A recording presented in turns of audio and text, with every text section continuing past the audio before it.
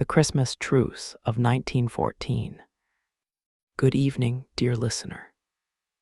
Tonight, let us journey back more than a century, past neon skylines and satellite signals, back to a Europe tied together by railways, handwritten letters, and an optimism that would soon be tested beyond imagination. Close your eyes, breathe slowly, and picture candlelight glinting on polished boots.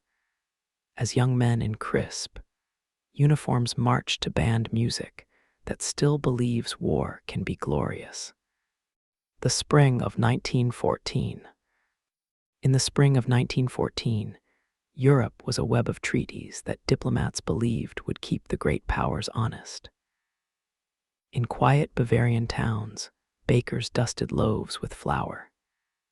In English port cities, printers inked flyers and shipping manifests. Trains left on time, church bells rang, children in sailor suits chased hoops through parks scented with horse chestnut blossoms. Among those children, now grown, was Karl Bauer, 22, freckled, proud to be the third generation to knead dough at Bauer and Sons in the village of Obramergo. He wore a white apron, sang baritone in the church choir, and believed the Kaiser when newspapers promised a short, defensive war if one ever came. Across the channel in Liverpool, James O'Connor was learning to set type by hand. The clack of movable lead letters and the sharp smell of ink filled his days. He saved coins to marry Elsie, whose photograph, pale eyes, wide smile, he kept wrapped in tissue inside his coat.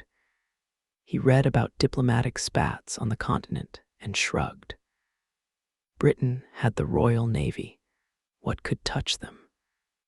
Then, on 28 June 1914, shots rang out in Sarajevo. By August, Europe was ablaze, alliances snapping like dry branches under a single spark. Posters bloomed on walls. Defend the fatherland, your country needs you. Bands struck up. Ribbons were pinned. Karl enlisted out of duty, James out of friendship, not wanting his mates to leave without him. Both promised their mothers it would all be over by Christmas. In the trenches, Karl found himself in the 15th Bavarian Reserve Infantry, opposite a sector held by the British 1st Liverpool Pals Battalion, James's battalion. Days blurred into nights of icy drizzle and the constant percussion of artillery. Lice bred in seams. Rats chewed candle stubs and corpses alike. The smell, rotting straw, wet wool, cordite, latrines that overflowed when it rained, soaked into everything. They learned to sleep in snatches, to differentiate the whistle of outgoing shells from incoming, to letter home in sentences that reassured mothers while omitting what really haunted them. The color of a friend's uniform after a shell burst, the sudden silence where a laugh had been. Karl wrote to his younger sister, Anna, describing the adventure. James joked in rhymes to Elsie, claiming Army tea could fell a horse. Yet neither could forget the human shapes that flung themselves against their wire by night, or the way stretcher-bearers sometimes cried out the names of the men they carried.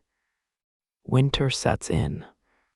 By mid-December, frost hardened the mud, turning trenches into ribs of iron. Every footstep echoed. Breath crystallized. The war slowed, guns still roared, but large offensives were paused, commanders waiting for spring's mud to swallow fresh offensives. Whispered rumors drifted. The Kaiser had sent Christmas trees to the trenches. The British High Command would issue plum pudding. Sometimes, a shell crater would blaze with contraband coal as sentries attempted to warm silent fingers. On 21 December, Karl's company received small parcels, gingerbread, candles, pocket Bibles. On 22 December, James unwrapped a package of shortbread baked by his aunt. He divided it into 12 pieces so everyone in his fire step had a bite. They spoke of home, but not of hopes. The distance between longing and despair was a letter's width. Christmas Eve. Morning of 24 December dawned steel gray. Low clouds threatened snow. Sporadic rifle fire snapped like twigs. By afternoon, a hush settled, an uncertainty rather than peace, as though both armies had inhaled and forgotten to exhale. Dusk came early. In the German line, an officer named Lieutenant Deal produced a half bottle of schnapps and suggested a carol. He lit 2 beeswax candles, wedging them in the loophole of the parapet. Their glow floated like twin fireflies over the wire. Karl, remembering choir stalls back home, began the first verse. Still nacht, Heilig Nacht. His baritone slipped into the chilled air, notes trembling against the fog. Others joined, the melody deepened, harmonies weaving a net of yearning that drifted across no man's land. This tale, though steeped in the smoke of gunpowder, is not really about battles won or empires lost. It is about a pause, one fragile, extraordinary pause, in humanity's most unforgiving recital, when thousands of ordinary soldiers, buried up to their knees in mud and fear, remembered a sweeter line of music and hummed it together under a winter moon. They called it the Christmas Truce of 1914. In the British trench, Private James O'Connor looked up. He recognized the tune. Without thinking, he hummed the English words, "Silent night, holy night, all is calm, all is bright." Corporal Samuel Burns, a Scottish fiddle player, raised his head and added a soft drone. Soon, a handful of British voices answered the German choir, line for line, 2 languages braided by the universal hush of winter. When the last chord faded, a silence heavier than artillery fire pooled over the ground. Then, from somewhere in the dark, a single voice called, "Merry Christmas, Tommy." A reply came back, tentative, and "A happy Christmas to you, Fritz." The first steps. Lights flickered tiny flames along the German parapet. Christmas trees, sent from Berlin, decorated with strips of tinfoil and cigarette papers. On the British side, lanterns rose. Officers peered through periscopes, wary of trickery, but no shots came. A young German, hands high, vaulted from his trench. He wore a greatcoat stiff with frost and carried no weapon, only a small tree.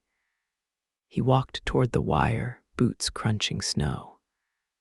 After a heartbeat, a British soldier, Corporal Burns, fiddle slung over his back, climbed out too, waving a white handkerchief. The night held its breath. When they met, they shook hands. More figures emerged, stumbling, slipping, laughing nervously.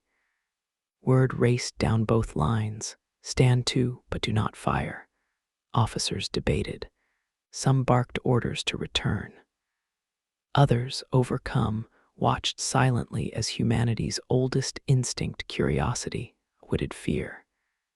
Karl climbed up beside his lieutenant, numb feet meeting the uneven ground of no man's land.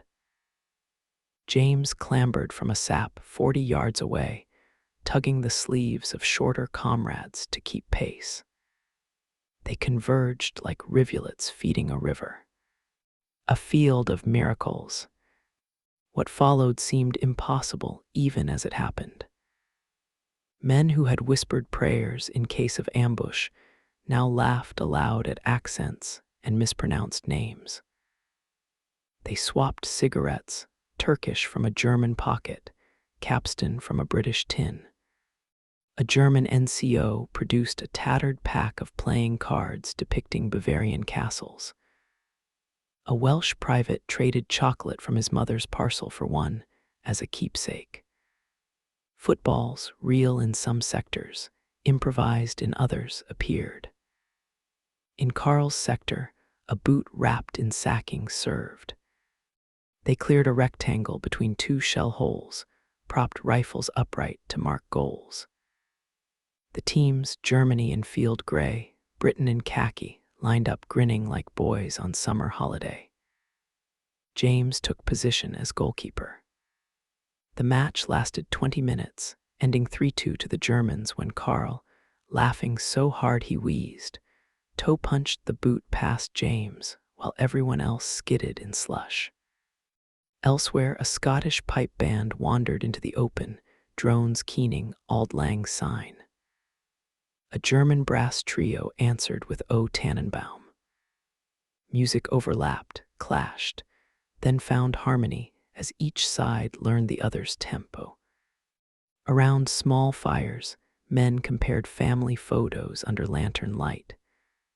Carl showed his sister's watercolor of the Alps. James unfolded Elsie's photograph. A German called Otto asked, in broken English, if she was a film star. James blushed and shook his head. Burials and blessings. Perhaps the holiest moment came not in laughter, but in shared grief. In low ground between trenches lay bodies, some from the last failed assault, others older, half buried by rain. Under an understanding born of mutual need, parties formed to gather the dead. They carried stretchers, tarpaulins, sheets. Catholic chaplains from both armies joined, along with an Anglican curate. They read Psalm 23 in English and German. Yea, though I walk through the valley of the shadow of death. The valley, literal before them, seemed less terrible amid so many bowed heads. A giant crucifix fashioned from 2 broken boards was planted in the thawing earth. Candles were placed at its base. Helmets removed, hundreds stood shoulder to shoulder as snowflakes tumbled like slow confetti. Some wept openly. Others simply bowed, lips moving silently. It was said later that silence itself became a prayer. Letters home. Back in their trenches before dawn, men wrote feverishly by guttering candles. Desperate to trap the miracle on paper before daylight and regulation forced disbelief. Carl wrote, Lieb Anna, tonight I shook hands with an Englishman whose uniform smelled of cocoa. We sang together. It felt like church and market day at once. Do not think me mad. When I spoke to him, he said his name was James. James, meanwhile, filled 2 sheets. My dearest Elsie, I have just played football with the enemy. We swapped pudding for sausage. I cannot explain the feeling, but I wanted you beside me. Pray that what happened tonight might happen in all the world for all time. These letters, when they reached families weeks later, were read aloud in pubs and town squares, copied in local papers, tucked inside Bibles. They spread hope in a winter when casualty lists were longer than sermons. Dawn of December 25. Christmas morning drifted in on a pearly mist. Roosters, kept secretly for eggs, crowed from dugouts. In some sectors, the truce held. In others, jittery commanders ordered machine guns readied. But many frontline officers, moved by what they had witnessed, allowed a few more hours. Carl met James again near a half-blasted willow. They exchanged small gifts, Carl's last gingerbread heart for James's silver pencil stub. With gestures, Carl asked about the woman in the photo. James mimed writing, then tapped his chest twice. Heart, Carl understood. He pressed his palm over his own heart in reply. Nearby, Corporal Burns tuned his fiddle and played the Sky Boat song. A German clarinetist joined uninvited, sliding into mournful harmony. For a moment, the melody sounded like a lullaby for the entire front. Clouds return. By midday, new orders arrived. High command in Berlin, in London, in Paris condemned fraternization. Artillery units received coordinates to remind troops of their duty. Officers who had smiled reluctantly hours before now paced, uncertain. The spell, though cherished, began to fray. Karl watched a captain he respected stride along the parapet, shouting, "Zurück, Zurück, return, return." Some Germans lingered, waving apologies across the wire. On the British side, flares went up, scarlet comets hissing sorrow. The men embraced quickly. Hands grasped shoulders. Someone, English or German, cried, "Remember." Another voice answered, "Never forget." Then feet turned downhill toward trenches, toward the war that waited like a winter wolf. At 12:40 p.m., a single artillery shell screamed overhead and burst behind the German support line. The truce was over. Aftermaths. The next weeks felt harsher than any before, as though the war, insulted by its brief dismissal, had returned with vengeance. High explosives churned the ground where football matches had been played.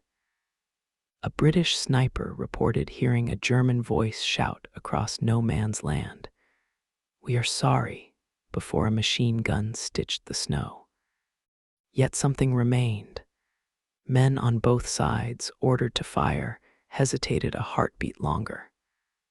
Letters continued to describe the night when the guns slept.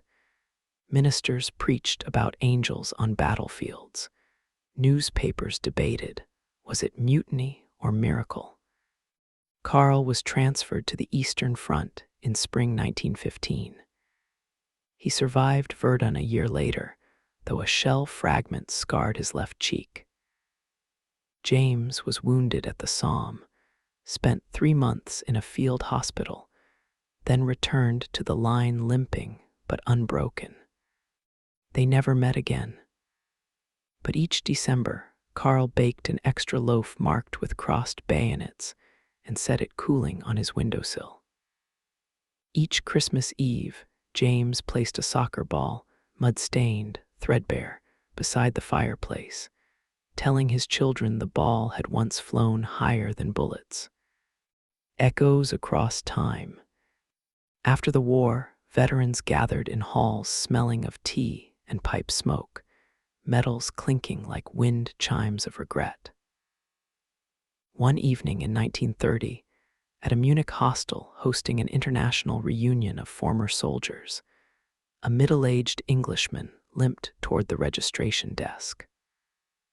A burly Bavarian behind him carried a box of pastries as a gift for whomever he met. Their names on the sign-in sheet caused a hush. James O'Connor of Liverpool, Karl Bauer of Obramergo. A French delegate recognized them from a newspaper story about the truce, and with a grin introduced the men. For a second they stared, cautious. Then James lifted the pastry lid, gingerbread hearts. Karl opened a small wooden case, a tarnished silver pencil stub. They laughed loud, raw laughter that shook dust from chandeliers, and hugged as though decades were minutes. Reporters scribbled furiously. The next day, headlines hailed truce veterans reunited. Cynics called it sentimental theater. Families, grieving still, called it healing. Lessons for the listener. Dear listener, you may wonder whether goodwill can truly bloom in ground nourished by hatred. History offers no easy answers. The Christmas truce did not end the war. Shells fell again. Millions more died. But the truce left footprints, small, temporary, undeniable, on the frozen face of conflict, and those footprints whisper still. They remind us that uniforms do not erase humanity, that songs can travel farther than bullets, that a candle balanced on a trench parapet can outshine a starshell blast, if only for a heartbeat. They warn us, too, that such moments are fragile. They require courage not of muscle, but of imagination, the willingness to see an enemy's face and find in it a mirror. So as you settle into your pillow, let snow fall softly in your mind. Picture Carl's baritone weaving through fog, catching James's quiet tenor. Picture boots crunching toward each other, not to destroy, but to greet.